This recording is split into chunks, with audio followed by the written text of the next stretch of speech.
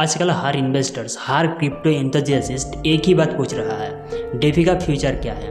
और सच कहूँ तो ये क्वेश्चन वैलिड भी है, क्योंकि डेफी यानी डिसेंट्रलाइज्ड फाइनेंस एक ऐसी रेवोल्यूशन है जो ट्रेडिशनल बैंकिंग और फाइनेंस सिस्टम को शेक कर रही है। लेकिन इसका आगे का रास्ता स्मूथ है या थोड़ा रफ है, ये जानने के लिए आपको इस वीडियो को पूरा देखना होगा। तो चलिए बात करते हैं इसके ग्रोथ, अपॉर्चुनिटीज और चैलेंजेस के बारे में, बिल्कुल सिंपल लैंग्वेज में। चैनल पर नए हो तो सब्सक्राइब जरूर से करना और बेल आइकन दबाना तो बिल्कुल ही मत भूलना। तो सबसे पहले जानते हैं डेफी का सीन कैसा है। ट्रेडिशनल बैंकिंग जहाँ एक सेंट्रलाइज स्ट्रक्चर पे बेस्ड है, मतलब जहाँ पर एक बैंक, एक अथॉरिटी है, एक पावर सेंटर है, वही डेफी टोटली डिफरेंट है। ये स्मार्ट कॉन्ट्रैक्ट्स पे चलता है, ब्लॉकचेन का यूज़ करता है और मिडिलमैन को हटा के direct peer to peer financial services provide करता है। ये लोन्स, सेविंग, ट्रेडिंग, इंश्योरेंस सब कुछ ऑफर करता है बिना किसी बैंक के इंटरफेस के, और यही उसका सबसे बड़ा पावर है, यानी ट्रू फाइनेंशियल फ्रीडम। बात करें डेफी की ग्रोथ की, तो डेफी प्लेटफॉर्म्स में लॉक वैल्यू ने कुछ साल पहले $1 बिलियन मार्क क्रॉस किया था, और वो भी सिर्फ कुछ ही प्रोजेक्ट के साथ। अब नए प्रोटोकॉल्स, चेंज और एप्लीकेशन रोज आ रहे हैं, और हर एक नया आइडियाज़ के साथ डेफी और मैच्योर हो रहा है। एक्सपर्ट कह रहे हैं कि डेफी का फ्यूचर सिर्फ क्रिप्टो के यूजर तक लिमिटेड नहीं रहेगा।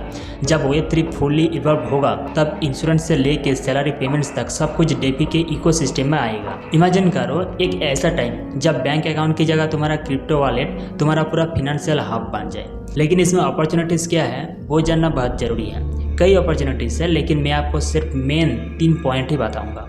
सबसे पहले फिनेंशियल इंक्लूजन, जहाँ पर ट्रेडिशनल बैंक नहीं पहुँचे वहाँ डेफी पहुँच रहा है, सिर्फ एक स्मार्टफोन और इंटरनेट कनेक्शन के थ्रू।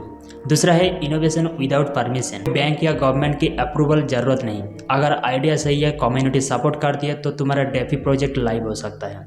और तीसरा है पैसिव इनकम, जो बहुत ज़्यादा इंपॉर्टेंट है। DeFi stacking, EL farming, liquidity providing, ये सब नए तरीके हैं पैसा बनाने के, स्पेशली उन लोगों के लिए जो अपना मनी एक्टिवली ग्रो करना चाहते हैं। लेकिन पिक्चर इतनी परफेक्ट भी नहीं है, इसमें कुछ चैलेंजेस भी हैं, जैसे कि सिक्योरिटी रिस्क। स्मार्ट कॉन्ट्रैक्ट अगर अच्छे से ऑडिट नहीं हुई है तो हैक होने का रिस्क रहता है। बहुत सारे डेफी प्रोटोकॉल्स ऑलरेडी करोड़ों का लॉस देख चुके हैं हैक्स के वजह से। और दूसरा है रेगुलेशन, गवर्नमेंट्स अभी डेफी को कैसे रेगुलेट करें इस कंफ्यूजन में है। कुछ कंट्रीज सपोर्ट कर रही है तो कुछ कंट्रीज बैन कर रही है, और यही अनसर्टेनिटी इन्वेस्टर्स के लिए रिस्की बनाता है। और तीसरा है स्कैम एंड रग पुल्स। हर नए प्रोजेक्ट का मतलब ये नहीं कि वो जेन्युइन है, कुछ लोग बस हाइप क्रिएट करके पैसा लूट लेते हैं। अब आपके मन में सवाल उठ सकता है, तो डेफी का फ्यूचर ब्राइट है या फिर रिस्की है?